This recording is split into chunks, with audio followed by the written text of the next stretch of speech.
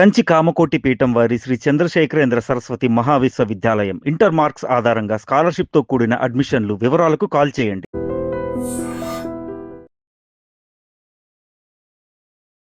నమస్కారం, welcome to iDream ధర్మ మార్గం విత్ విజిత కార్యక్రమానికి స్వాగతం.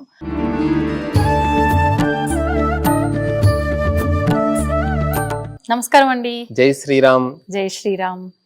ఇప్పుడు ప్రతి ఒక్కరు కూడా ఇంటి నుంచి బయటికి వెళ్ళిన మనిషి మళ్ళీ ఇంటికి రావాలి అని అంటే నిజంగా ఒక టెన్షన్. వాళ్ళ ఇంటికి వచ్చే వరకు పరిస్థితులు చూస్తే చాలా ఘోరంగా ఉన్నాయి. అది మనం కరెక్ట్గా ఉన్నా మనకు ఆపోజిట్లో వచ్చే వాళ్ళు కరెక్ట్గా ఉండాలని లేదు. ఎన్నో రకాల ప్రమాదాలు అకస్మాత్తుగా జరుగుతున్నాయి.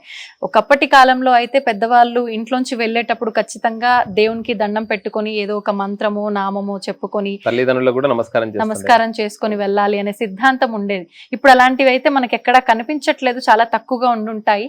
మరి ఒకవేళ ఆపదలో ఉన్న వాళ్ళకి కానివ్వండి, ఏదైనా అకస్మాత్తు ప్రమాదాలు జరగకుండా ఉండడానికే కానివ్వండి, ఇటువంటి ఇబ్బందులకి ఒకే ఒక్క మంత్రం కానీ నామం కానీ ఏదైనా ఉందా అందరూ చేసుకోవడానికి సులువుగా ఉండేది?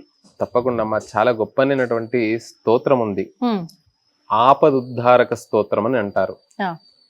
32 అక్షరాలు, 32 శ్లోకాలు, 32 శ్లోకాల నుండి 32 అక్షరాలుగా తీసుకోబడ్డది. 32 శ్లోకాలు చదివితే విశేషం. రోజు కూడా చదవలేరు కదండి.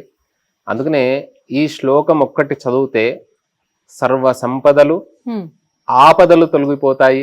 ప్రయాణం చేసేటప్పుడు, నిద్రపోయేటప్పుడు, నిద్ర నుండి లేచిన తర్వాత అన్ని వేళలా కూడా ఈ శ్లోకాన్ని చదవచ్చండి. ఈ స్తోత్రము అగస్త్య సంహిత ఉమామహేశ్వర సంవాదే అని చెప్పారన్నట్టు. చాలా గొప్పనైనటువంటి స్తోత్రం నుండి వచ్చినటువంటిది. ఆపదామపహర్తారం దాతారం సర్వసంపదాం లోకాభిరామం శ్రీరామం భూయో భూయో నమామ్యహం. ఆపదాం అపహర్తారం అంటే ఆపదలు తొలగించి, దాతారం సర్వసంపదాం, సర్వ సంపదలను ఇస్తాడండి. చూడండి, ఇక్కడ ఒక్క సంపద అని చెప్పలే, ఏ సంపద కావాలంటే ఆ సంపద. అంటే మనము భగవంతుడు కూడా మనం ఏది మొయ్యగలుగుతామో అదే ఇస్తాడండి.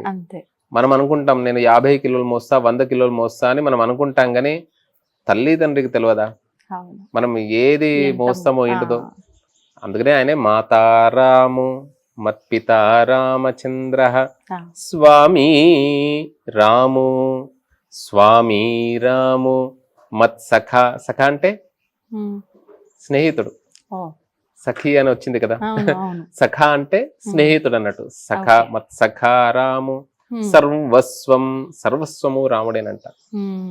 ఆయనను ఈ శ్లోకం ద్వారా స్మరిస్తే మనకు ఏ సమయంలో ఏది మనకు కావాలో అలాంటి సంపద ఇస్తాడు. నిజంగానే మనం అనుకున్నది ఇస్తే మనకు అనారోగ్యం కలగచ్చు, ఇబ్బంది కలగచ్చు. అన్నిటికీ కావాల్సింది ఏంటంటే మృత్యు భయం ఉంటుందండి. అలాంటి మృత్యును తొలగిస్తాడంట. అందుకనే కాశీలో కూడా శ్రీరామ అని రాసి సాయంకాలం సప్తఋషి హారతి సమయంలో ఒక్కొక్క బిల్వదళాన్ని ఉంచుతాడు. శివుడు కూడా కాశీలో రామనామాన్ని ఉపదేశిస్తాడండి. అందుకనే ప్రపంచానికి భారతదేశం ఆత్మస్థానం అయితే భారతదేశానికి ఆత్మస్థానం కాశీ అంట. విశుద్ధం అంటే రామనం అంత గొప్పనటువంటిది. విశుద్ధం అంటే విశేషంగా చెప్పారు శంకర భగవత్పాదుల వారు. పరం సచ్చితానంద రూపం. ఎలాంటి రూపం అండి రాముడిది? ఒక సత్ చిత్ ఆనందాన్ని కలిగి ఉండేటువంటి రూపం. గుణాధారమాధారహీనం వరేణ్యం అనే కర్ణమూలంలో శివుడు శివో రామ రామ రామ ఇతి 3 సార్లు రామ రామ రామ అంటారంట. అందుకనే అంత్యకాలంలో కాశీలో వెళ్ళాలనుకుంటారు. అంత గొప్పనటువంటిదండి. అసలు కాశీకి వెళ్తే ఒక ఆనందం. అక్కడ ఎప్పుడూ కూడా పరమేశ్వరుడు అలా త్రిశూలాన్ని బట్టి నేను ఉన్నాను అని చెప్పేసి మోక్షాన్ని ఇస్తా. అంటే ఆయన ఉపదేశించేటువంటి మంత్రం తారకం బ్రహ్మరూపం. తారక మంత్రం అండి. శ్రీరామ రామ రామ. అందుకనే శ్రీరామ జయ రామ జయ జయ రామ అని 13 అక్షరాల మంత్రం అనుకోవాలని చెప్పారు. మానవుడు కనీసం 13 లక్షలన్నా చేయనంట జీవితకాలంలో. ఓ. 13 అక్షరాలు. శ్రీరామ రామ రామ. శ్రీరామ జయ రామ జయ జయ రామ. ఆ. ఇది ఎవరో కాదు, ఈ రామనామాన్ని పార్వతీది అన్నిటికంటే ఈ 1000 నామాలు ఇవన్నీ కూడా చేయలేరు ప్రజలు. మళ్ళా ఏదైనా ఉపాయం చెప్పు స్వామి, కేనోపాయన లఘున విష్ణుర్నామ సహస్రకం అని అంటుంది పార్వతీదేవి. అప్పుడు శ్రీరామ రామ రామ ఇతి రమే రామే మనోరమే సహస్రనామ తత్తుల్యం రామనామ వరాననే అని చెప్తారన్నమాట. అంత గొప్పనైనటువంటి నామం శ్రీరామనామం. అలాంటి రాముణ్ణి శివుడే అంటే శివుణ్ణి పూజిస్తే ఐశ్వర్యం లభిస్తుంది అంటారు. మళ్ళీ రాముణ్ణి పూజిస్తే, ఆయన్ని ఆరాధించేటువంటి రాముణ్ణి పూజిస్తే ఎంత ఐశ్వర్యం లభిస్తుంది. సర్వ సంపద, మనకు ఏ సమయంలో ఏది కావాలో అది ప్రసాదిస్తాడు. ముందుగా మృత్యు భయం లేకుండా అనుగ్రహిస్తాడంట. అకాల మరణాలను తొలగిస్తాడంట ఆ రామచంద్ర స్వామి వారు, రామభద్ర స్వామి వారు.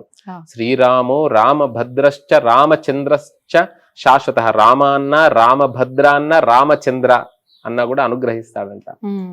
అలాంటి స్వామి లోకాభిరామం శ్రీరామం, అలాంటి శ్రీరాముణ్ణి భూయో భూయో నమామ్యహం అని ఈ ఒక్క శ్లోకం 32 అక్షరాలు ఉంటుందండి. ఈ 32 అక్షరాలు ఎక్కడి నుండి వచ్చింది అంటే 32 శ్లోకాల నుండి వచ్చింది. దీన్నే ఆపదుద్ధారక స్తోత్రం, శ్రీరామ ఆపదుద్ధారక స్తోత్రం.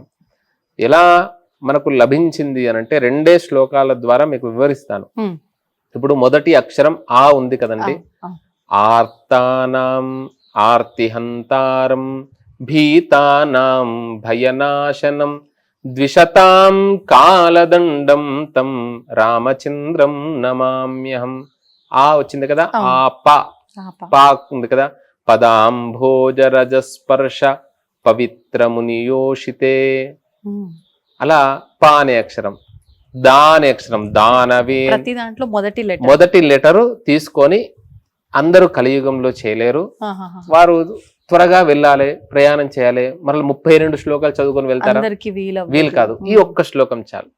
దానవేంద్ర మహామత్త గజ పంచాస్య రూపిణే నమోస్తు రఘునాథాయ రామాయ పన్నివారినే మా మహీజాకుచ సంలగ్న కుంకుమారుణ వక్షసే నమః కళ్యాణ రూపాయ రామాయ పన్నివారిని. ఆపదామప. ఇట్లా ఒక్కొక్క శ్లోకం నుండి 32 శ్లోకాల నుండి ఈ 32 అక్షరాలు తీసుకొని ఆపదామపహర్తారం దాతారం సర్వసంపదం రెడీ అయిపోయింది కదండి. నిజంగా చాలా ఈజీ. అందరికీ కూడా కలియుగంలో ఈ ఒక్క శ్లోకం చదువుకొని అసలు ఇప్పటి వరకు మీకు ఏ మాధ్యమం వారు కూడా చెప్పకపోవచ్చు, మన ఐ డ్రీమ్స్ భక్తి మార్గం ద్వారా ఈ ఆపదామపహర్తారం దాతారం సర్వసంపదాం లోకాభిరామం శ్రీరామం భూయో భూయో నమామ్యహం అనేటువంటి శ్లోకాన్ని చదువుకోండి. అవకాశం ఉన్నటువంటి వారు 32 సార్లు చదువుకోండి. 32 సార్లు చదువుకుంటే రోజు 3 సార్లు చదువుతుంటే మీకు నోటుకు వచ్చేస్తుంది. చాలా 32 శ్లోకాలు చదివినటువంటి ఫలితం కూడా వస్తుంది. దీని ఫలితం కూడా చెప్పారు. 32 సార్లు చదివినటువంటి వారికి కారాగారం. ఇక్కడ ఇండియాలో చాలా లాయర్స్ ఉన్నారు, అందరూ ఉన్నారు. అమెరికాలో ఒక్కసారి లోపల వేస్తే బయటకు రావడం కష్టం. అలాంటి అమెరికా దేశంలో కూడా ఈ ఆపదుద్ధారక స్తోత్రాన్ని ఇదే వైశాఖ మాసంలో సూర్యోదయానికి పూర్వం ఇలా 100 సార్లు చేసంట, అంటే ప్రారంభం చేసి బయటకు వచ్చినటువంటి వారు ఉన్నారండి. కాని పనిని వైద్యులంతా కూడా చాలా కష్టం అండి పిల్లవాడు అని అన్నారు. అలాంటి వాడు బయటకు వచ్చాడండి. అంటే చాలా గొప్పనైనటువంటి మహిమాన్వితమైనటువంటి స్తోత్రం శ్రీరామ ఆపదుద్ధారక స్తోత్రం. ఆ స్తోత్రం చేయనటువంటి వారు ఈ శ్లోకం చేయండి, ధరించండి. సంతోషం అండి. నిజంగా ప్రస్తుత కాలంలో ఉన్న ఇబ్బందుల రీత్యా సులువుగా అయిపోయేటట్టు, పని అయిపోయేటట్టు కావాల్సిన ఒక విధానాన్ని ప్రతి ఒక్కరు కోరుకుంటున్నారు.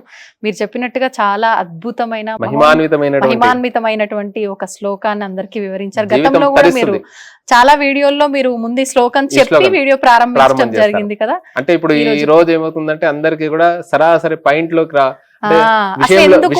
విషయంలోకి రావాలి. ఇప్పుడు నేను శ్లోకాలు చదువుకుంటుంటే ఆ వీడియోని స్కిప్ చేసే అవకాశాలు ఉంటుంది. అందుకనే సరాసరి విషయానికి వద్దామని ఆ విషయానికి వచ్చి ఈ స్తోత్రాన్ని, ఈ శ్లోకాన్ని అందరికి చెప్పడం వల్ల కూడా ఇంత పుణ్యం ఉంది అనే విషయం అర్థం అవ్వాలి అందరికీ. కాబట్టి మన ఈ ప్రయత్నం. ధన్యవాదాలు. జై శ్రీరామ్. జై శ్రీరామ్. దీన్ని తవ్వండి, తవ్వుతూనే శివలింగం. పరమాత్మకు జీవా సరే దాన్ని అట్లా కప్పేసేయండి, చూపించదండి. Krishna is there. మూర్తి పూజ కాదు, సాక్షాత్ బ్రజేంద్ర నందన భగవాన్ ఉన్నారు మూర్తిలో. ఏమీ ఆశించకుండా ఆరాధించే వాళ్ళు కూడా ఉన్నారా ప్రభుజీ? నిజమైన భక్తి అంటే మనకు తెలియదు కాబట్టి